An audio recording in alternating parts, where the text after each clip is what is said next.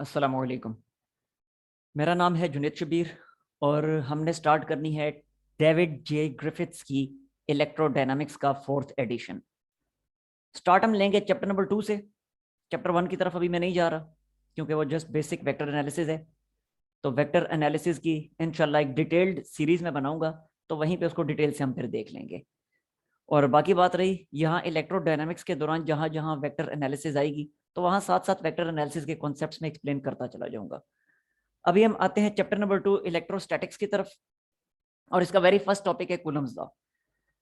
Coulomb's law कोई मुश्किल नहीं है, ये सेकंड ईयर में आपने काफ़ी डिटेल से पढ़ लिया था, बल्कि पहले तो मैट्रिक में पढ़ा था, फिर सेकंड ईयर की फिजिक्स में पढ़ा, फिर उसके बाद आपने हेलिडे रेजनिक क्रेन की बुक में एक दफ़ा फिर डिटेल से पढ़ा, और अब डेविड जे ग्रिफिथ्स की बुक में एक दफ़ा फिर ये। तो अब मैं इसकी थ्योरी की तरफ नहीं जा रहा क्योंकि थ्योरी से आप अच्छी तरह से फेमिलियर हैं, जस्ट इसकी मैथमेटिकल फॉर्म्स को हम देखेंगे। तो देखें, मैथमेटिकल फॉर्म जो हमने देखी थी वो ये थी कि force between any two charges is equal to 1 divided by 4 pi epsilon nought first charge second charge divided by distance between charges का स्क्वायर। ठीक हो गया। एप्सिलॉन नॉट क्या है? एप्सिलॉन नॉट अब पढ़ते चले आ रहे हैं कि it is permittivity of vacuum या परमिटिविटी ऑफ फ्री स्पेस। एक ही बात है, वैक्यूम कहें फ्री स्पेस कहें, एक ही चीज के दो नाम है। लेकिन आपको शायद अभी तक ये नहीं पता, काफी सारे स्टूडेंट्स को, बहुत सारों को पता भी होगा, लेकिन काफी सारे स्टूडेंट्स को ये नहीं पता होगा कि ये परमिटिविटी ऑफ वैक्यूम होती क्या है। तो देखिए, नाम से ही जाहिर है, परमिटिविटी का मतलब परमिशन। तो परमिटिविटी ऑफ वैक्यूम असल में क्या है? Permission, permission of vacuum, permission of vacuum. क्या वैक्यूम जो परमिशन देता है, किस चीज की परमिशन?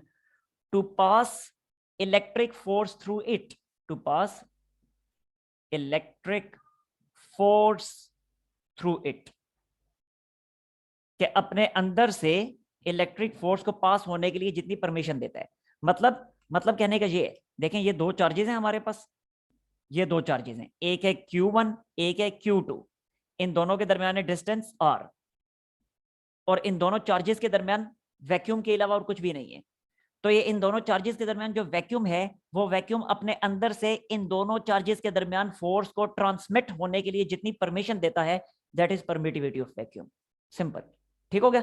अच्छा, अब एक चीज देखें, जब ये परमिटिविटी ऑफ वैक्यूम है, तो इसका मतलब है ये फोर्स कौन सी फोर्स है? ये फोर्स उस वक्त की फोर्स है कि जब दोनों चार्जेस के दरमियान में वैक्यूम है। ठीक हो गया, VAC वैक्यूम।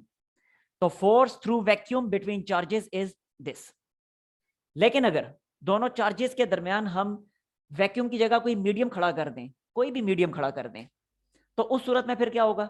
उस सूरत में फोर्स बनेगी force through medium, MED, medium. और ये क्या होगी? ये होगी 1 डिवाइडेड बाय 4 पाई एप्सिलॉन। अब एप्सिलॉन नॉट नहीं होगा, अब एप्सिलॉन होगा। क्यों होगा? अभी एक्सप्लेन करता हूं। Q1 Q2 divided by distance between them का स्क्वायर। अब एप्सिलॉन क्या है? अगेन, एप्सिलॉन जो है, this is permittivity of medium, permittivity of medium. ये मीडियम की परमिटिविटी है। अगेन वही बात कि मीडियम जो हमने इन दोनों चार्जेस के दरमियान रखा हुआ है, वो मीडियम अपने अंदर से इलेक्ट्रिक फोर्स को ट्रांसमिट होने के लिए कितनी परमिशन देगा? That is epsilon. ठीक हो गया जी। अच्छा, इसे इक्वेशन 1 का नाम दे दें, इसे इक्वेशन 2 का नाम दे दें। अब देखें, ये एप्सिलॉन, सॉरी एप्सिलॉन नॉट और एप्सिलॉन, इन दोनों की जो रेशो है ये क्या कहलाएगी? एप्सिलॉन ओवर एप्सिलॉन नॉट की जो रेशो है, इसको हम कहेंगे रिलेटिव परमिटिविटी। डिनोट किया जाएगा एप्सिलॉन आर से। क्या है ये? This is relative permittivity, permittivity. ये परमिटिविटी की स्पेलिंग देख लीजिएगा, शायद मैं गलत भी लिख रहा हूं। अच्छा, रिलेटिव परमिटिविटी या इसी का दूसरा नाम है dielectric constant, dielectric constant. ठीक हो गया। अच्छा, अब देखें, इसे मैं इक्वेशन 3 का नाम दे देता हूं। अब यहीं से अगर मैं एप्सिलॉन की वैल्यू सेपरेट करूं, तो एप्सिलॉन की वैल्यू क्या आएगी? ये आएगी एप्सिलॉन नॉट एप्सिलॉन आर। अब एप्सिलॉन की ये वैल्यू उठा के इक्वेशन नंबर 2 में पुट कर दें, तो देखें क्या बनता है। पुट 4 × 2, तो ये बनेगा force through medium is equal to 1 divided by 4 pi epsilon nought epsilon R. Q1 Q2 divided by R square. ठीक हो गया, ये आ गई फोर्स थ्रू मीडियम। अब अगर सपोज करें हमने मीडियम वुड रखा हुआ है, वुड लकड़ी, तो लकड़ी के लिए एप्सिलॉन आर की अपनी वैल्यू होगी। तो जब एप्सिलॉन आर की लकड़ी वाली वैल्यू पुट करेंगे तो हमें मिल जाएगी फोर्स थ्रू वुड। अगर हमने मीडियम प्लास्टिक रखा हुआ है तो प्लास्टिक के लिए एप्सिलॉन आर की डिफरेंट वैल्यू होगी। तो प्लास्टिक के एप्सिलॉन आर की वैल्यू जब पुट करेंगे तो हमें मिल जाएगी फोर्स थ्रू प्लास्टिक। इसी तरह कोई भी मीडियम है, उस मीडियम के लिए एप्सिलॉन आर की वैल्यू आप पुट करें तो आपको पता चल जाएगा कि ये दोनों चार्जेस Q1 और Q2 जो चार्जेस हैं, ये एक दूसरे पे उस मीडियम की मौजूदगी में कितनी फोर्स अप्लाई कर रहे हैं। ठीक हो गया। अच्छा, अब जरा देखें मजीद, हम इसको देखें जी।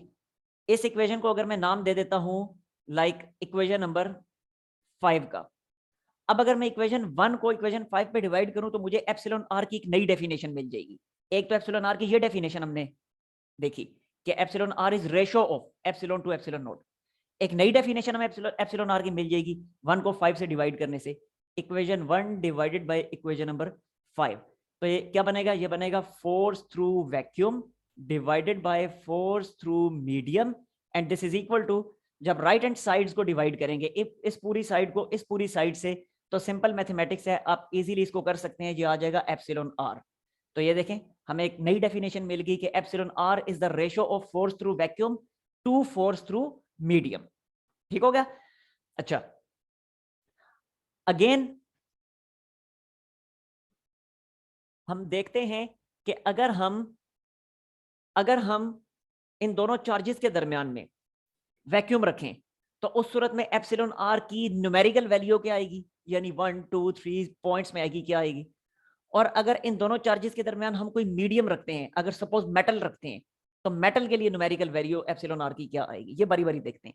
देखें, if medium is put, sorry, if vacuum is put, if vacuum is put between charges, कि अगर चार्जेस के दरमियान हम वैक्यूम रखें, तो देखें जब चार्जेस के दरमियान वैक्यूम रखा जाएगा तो वैक्यूम जो है वो मीडियम का रोल प्ले करेगा। ठीक हो गया। तो यही वाली इक्वेशन, ये इक्वेशन 6 जो है, ये क्या बनेगी? इक्वेशन 6 इंप्लाइज, ये बन जाएगी epsilon R is equal to F vacuum divided by, नीचे क्या आएगा? नीचे भी आएगा एफ वैक्यूम। क्यों? इसलिए कि हम कह चुके हैं कि वैक्यूम को चार्जेस के दरमियान में मीडियम के तौर पे रखा जा रहा है। तो जब मीडियम के तौर पे वैक्यूम को रखा जा रहा है तो एफ मीडियम भी क्या बन जाएगा? एफ वैक्यूम बनेगा। तो एप्सिलॉन आर की वैल्यू आ जाएगी 1। तो इसका मतलब है कि एप्सिलॉन आर वैक्यूम के लिए 1 होता है। Epsilon R for vacuum is 1। तो अब ये बात हमेशा याद रखनी है कि वैक्यूम के लिए एप्सिलॉन आर की वैल्यू 1 होती है। जबकि जैसे जैसे हम आगे बढ़ेंगे तो एप्सिलॉन आर की वैल्यू भी इंक्रीज करती चली जाएगी। अब वो कैसे इंक्रीज करेगी उस चीज को भी देखते हैं, लेकिन पहले हम ये देखते हैं कि अगर इन दोनों चार्जेस के दरमियान मेटल रखी जाए तो बिहेवियर क्या होगा। ठीक है, तो मेटल के केस में एप्सिलॉन आर की न्यूमेरिकल वैल्यू जो बनती है उसकी तरफ आते हैं, लेकिन पहले मैं बोर्ड साफ कर लूं। अच्छा, अब हम जरा देखते हैं कि अगर मेटल रखी जाए दोनों चार्जेस के दरमियान तो एप्सिलॉन आर की वैल्यू क्या आती है। तो if metal is taken as medium, if metal is taken as medium, तो देखें जी, दोनों चार्जेस के दरमियान मेटल को जब मीडियम के तौर पे ले लिया तो ये बनेगा F vacuum divided bye F medium नहीं अब लिखेंगे, अब लिखेंगे एफ मेटल, क्योंकि अब मेटल को मीडियम के तौर पे ले लिया गया, that is equal to epsilon R. अब यहां से देखें, now epsilon R is equal to F vacuum divided by, याद रखें कि जब भी मेटल दोनों चार्जेस के दरमियान रखी जाए तो force through metal almost zero होती है। ऑलमोस्ट जीरो, एग्जैक्टली जीरो नहीं, ऑलमोस्ट जीरो होती है। ठीक है, तो इसी चीज को मैं जब नीचे लिखूंगा डिनोमिनेटर में ऑलमोस्ट जीरो, तो याद रखें कि ऑलमोस्ट जीरो से जब भी डिवीजन होती है आंसर इन्फिनिटी आता है। ये मैथमेटिकल कॉन्सेप्ट है कि ऑलमोस्ट जीरो से जब डिवीजन होती है तो आंसर इन्फिनिटी आता है। एग्जैक्टली जीरो जब डिनोमिनेटर में हो तो आंसर इन्फिनिटी नहीं आता, वो अनडिफाइंड आता है। ये मिस्टेक नहीं करनी आप लोगों ने, ठीक है ना। तो ये यहाँ पे फोर्स ऑलमोस्ट जीरो होती है जब मेटल रखी जाती है, तो एप्सिलॉन आर की वैल्यू इन्फिनिटी बनती है मेटल के लिए। तो ये एप्सिलॉन आर की वैल्यू मेटल के लिए भी हमें पता चल गई। ठीक हो गया। अच्छा, अब आपके माइंड में आएगा कि मेटल के अक्रॉस फोर्स क्यों जीरो होती है, तो चलिए जल्दी जल्दी में वैसे मैं समझा देता हूँ, समझाना मैंने नहीं था क्योंकि बेला वजह लेक्चर लंबा हो जाएगा। देखें, सपोज करें हमारे पास ये दो चार्जेस हैं, एक पॉजिटिव चार्ज एक नेगेटिव चार्ज मैंने रख दिया, दरमियान में एक मेटल का पीस रख दिया।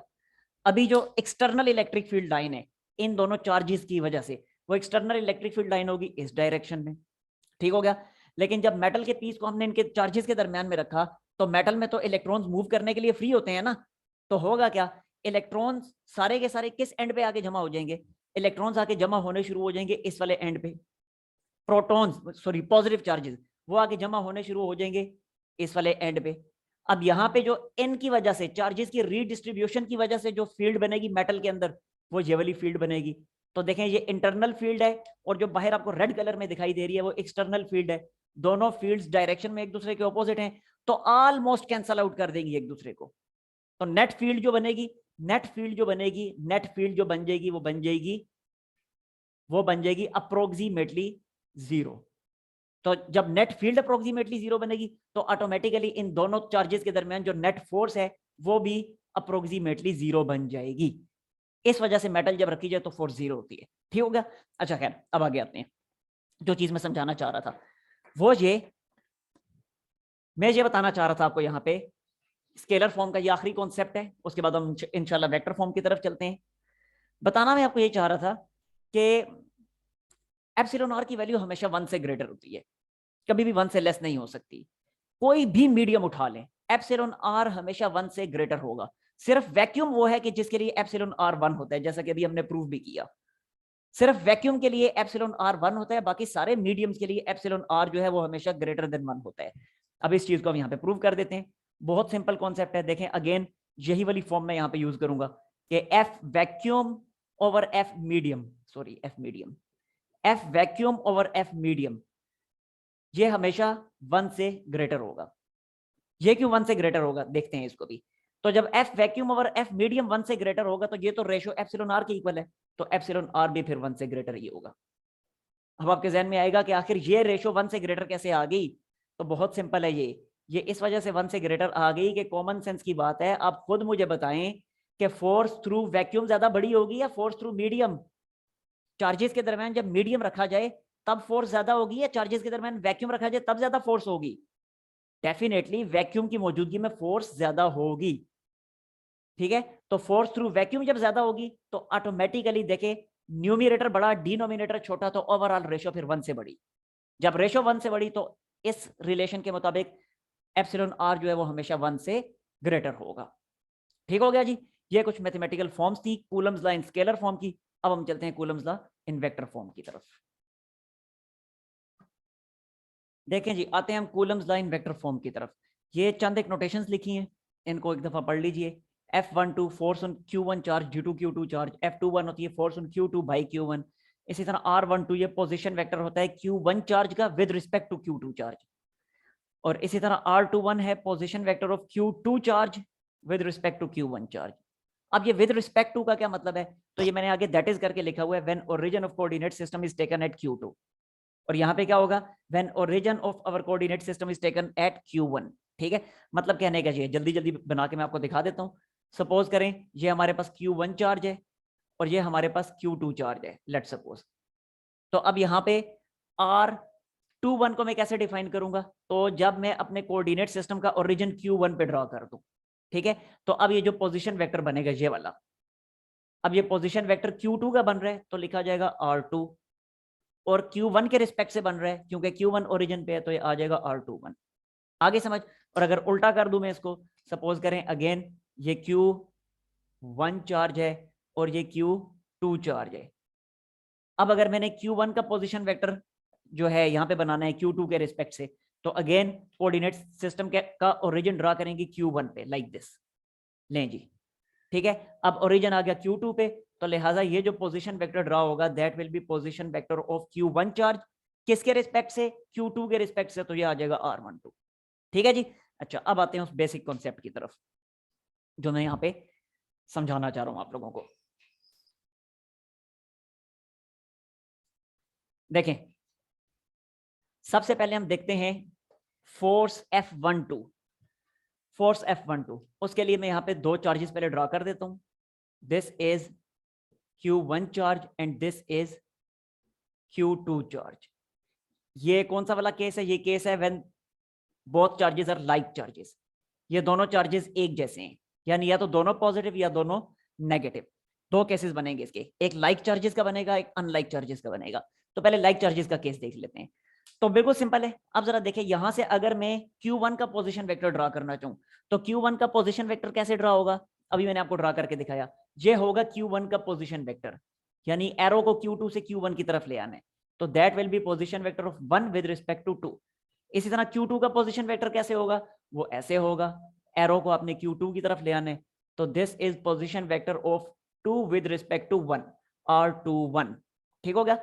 अच्छा, अब अगर फोर्सेस की बात करें तो देखें Q1 फोर्स, क्योंकि Q1 चार्ज Q2 चार्ज को रिपेल कर रहे हैं, तो जब रिपेल कर रहा है तो फोर्स किस डायरेक्शन में लगाएगा? इस डायरेक्शन में लगाएगा.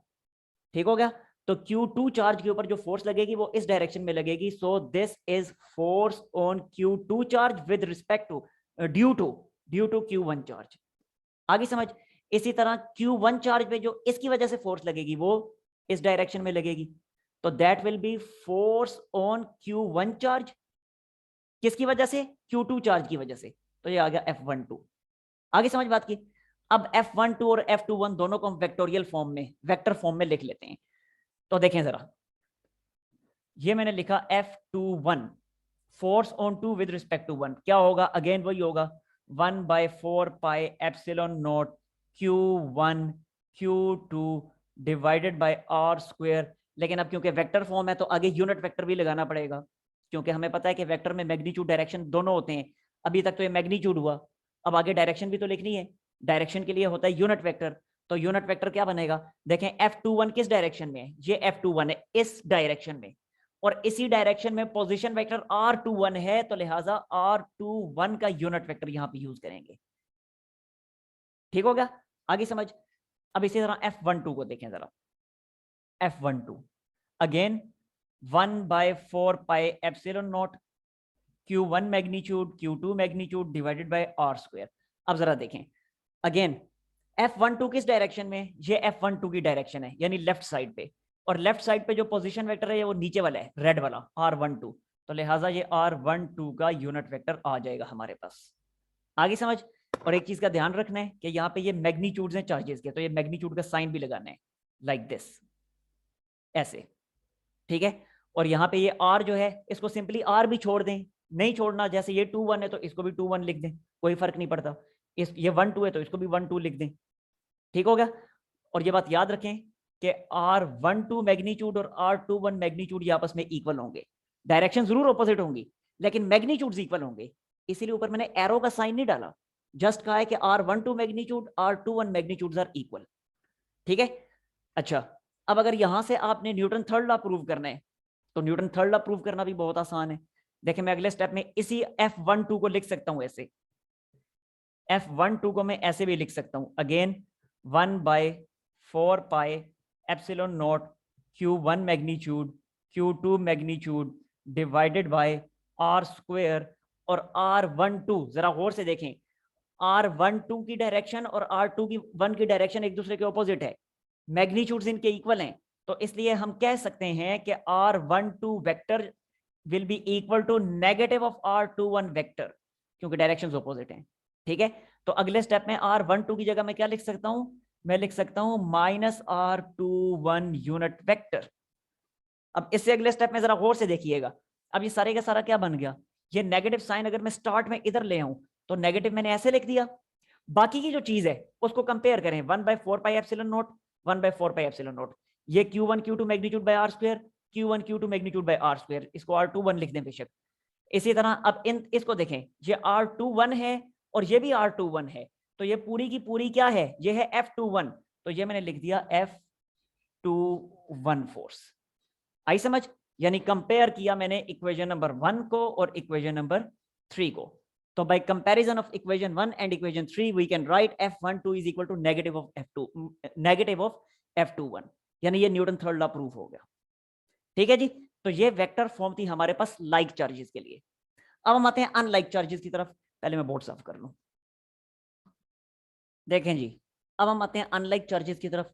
अगेन हमारे पास दो चार्जेस होंगे, लेकिन अब वो ऑपोजिट चार्जेस होंगे, एक पॉजिटिव एक negative. This is Q1 and this is Q2।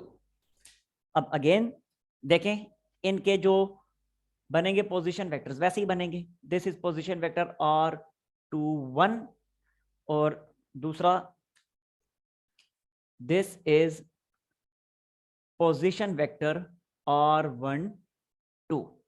ठीक है।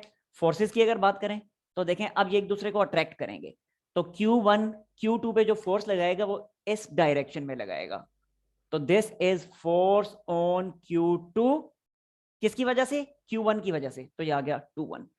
इसी तरह Q2 भी उसको अट्रैक्ट करेगा, तो ये Q2 भी Q1 को इस डायरेक्शन में अट्रैक्ट करेगा। तो that will B force on Q1, किसकी वजह से? Q2 की वजह से, तो ये आ गया F12। ठीक है जी। अब अगर यहाँ पे अगेन दोनों फोर्सेस को वेक्टोरियल फॉर्म में हम लिखना चाहें तो कैसे लिखेंगे? देखें जी, F12 में लिख लेता हूं पहले। क्या होगी? 1/4 epsilon nought Q1 magnitude Q2 magnitude divided by R square.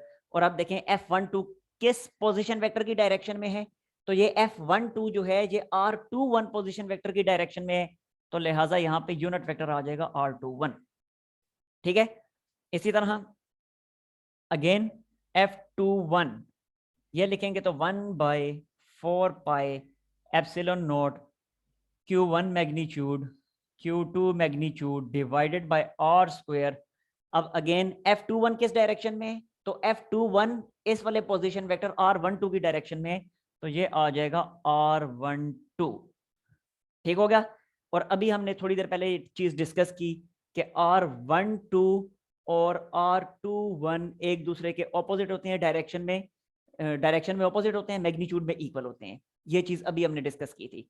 अब इसी चीज को अगर मैं यहां पे यूज करूं तो मैं इसको ऐसे लिख सकता हूं ना, 1/4 epsilon nought Q1 magnitude Q2 magnitude divided by R square. अब R21 को मैं इसे यूज करके लिख सकता हूं नेगेटिव ऑफ R12, वो नेगेटिव ये स्टार्ट में आ गया। ठीक हो गया। और इसी तरह यहां भी यही काम मैं कर सकता हूं, ये F21 है, ये R12 है, तो सेम फॉर्म अगर यहां भी बनानी है तो यहां भी वही बनेगा, 1/4 epsilon nought Q1 magnitude Q2 magnitude over R square. और अगेन R12 की जगह मैं लिख सकता हूं नेगेटिव ऑफ R21, और वो नेगेटिव साइन जे स्टार्ट में आ गया। आगे समझ बात की। अब जरा कंपेयर करें, अभी जो हमने लाइक चार्जेस के लिए देखा था उधर भी फॉर्म यही थी कि F12 था तो यहां भी R12 था, लेकिन उसके स्टार्ट में पॉजिटिव साइन था, यहां नेगेटिव आ रहा है। और इसी तरह वहां लाइक चार्जेस के लिए F21 में हमने क्या देखा था? यहां F21 था तो यहां भी R21 था, लेकिन वहां भी स्टार्ट में पॉजिटिव साइन आ रहा था, लेकिन यहां नेगेटिव साइन आ गए। ठीक हो गया। तो इसका साफ मतलब क्या हुआ? इसका साफ मतलब यह हुआ कि अगर मैं लाइक और अनलाइक चार्जेस को कलेक्ट करके कंबाइंड फॉर्म में एक ही दफा अगर मैं वेक्टोरियल फॉर्म लिखना चाहूं, बजाय इसके कि मैं लाइक चार्जेस के लिए अलग से लिखूं, अनलाइक के लिए अलग से लिखूं, मैं डायरेक्टली एक ही इक्वेशन अगर बनाना चाहता हूं, उसी इक्वेशन में मैं लाइक अनलाइक दोनों को मैं कंबाइन करना चाहता हूं, तो मैं कैसे लिखूंगा? कलेक्टिवली। देखें, कलेक्टिवली मैं ऐसे लिखूंगा, कलेक्टिवली बहुत आसान है, ऐसे लिखूंगा, force is equal to 1/4 epsilon nought Q1 Q2 by R square, और साथ में ये आ जाएगा यूनिट वेक्टर। अब जरा देखें, अब देखें जरा, अब मैंने जब कलेक्टिवली लिखा तो मैंने यहाँ पे मैग्नीट्यूड्स नहीं डाले, लेकिन जब अलग अलग डिस्कस कर रहा था लाइक अनलाइक को, तो मैं मैग्नीट्यूड्स भी यहाँ पे यूज कर रहा था, क्योंकि मैग्नीट्यूड जो है नेगेटिव साइन को खत्म कर देते हैं। ठीक हो गया। लेकिन जब कलेक्टिवली लिखा तो अब मैंने मैग्नीट्यूड्स नहीं लिखे, यानी अब अगर ये Q1 चार्ज नेगेटिव चार्ज है तो नेगेटिव का नेगेटिव पूरे साइन समेत पुट किया जाएगा, पॉजिटिव है तो पॉजिटिव का पॉजिटिव साइन समेत पुट किया जाएगा। अब जरा देखें, हमने क्या देखा था? लाइक चार्जेस के केस में स्टार्ट में नेगेटिव नहीं आ रहा था, तो यहां भी तो ऐसा ही होगा। अगर ये दोनों लाइक चार्जेस हैं, दोनों पॉजिटिव हैं, तो प्रोडक्ट भी पॉजिटिव बनेगी, ऑटोमेटिकली स्टार्ट में पॉजिटिव आ गया। और अगर ये दोनों नेगेटिव चार्जेस हुए तो क्या होगा? नेगेटिव नेगेटिव पॉजिटिव हो जाएगा, फिर माइनस नहीं आएगा, प्लस ही आएगा। तो क्लियर हो गया इस फॉर्म में कि अगर लाइक चार्जेस हैं तो ये इन दोनों की प्रोडक्ट पॉजिटिव ही बनेगी, लेकिन अगर अनलाइक चार्जेस हुए अब क्या होगा, एक पॉजिटिव हुआ एक नेगेटिव हुआ, तो अब इनकी प्रोडक्ट नेगेटिव आएगी ना, यानी बिल्कुल इसकी तरह नेगेटिव साइन वापस हमें मिल जाएगा। तो इसलिए ये कलेक्टिव फॉर्म है, ये दोनों लाइक और अनलाइक चार्जेस को अपने अंदर कंबाइन किए हुए है। ठीक हो गया। बाकी रहा न्यूटन का थर्ड लॉ, जैसे अभी मैंने प्रूव किया था लाइक चार्जेस के लिए, तो अनलाइक के लिए अब आप खुद कर सकते हैं बिल्कुल उसी प्रोसीजर को इस्तेमाल करते हुए। बिला वजह लेक्चर लंबा हो जाएगा अगर मैंने किया तो, कोई मुश्किल काम भी नहीं है। ठीक है, तो बाकी इंशाल्लाह फिर अब नेक्स्ट लेक्चर में हम प्रॉब्लम सॉल्विंग की तरफ चलेंगे। तब तक के लिए अल्लाह हाफिज।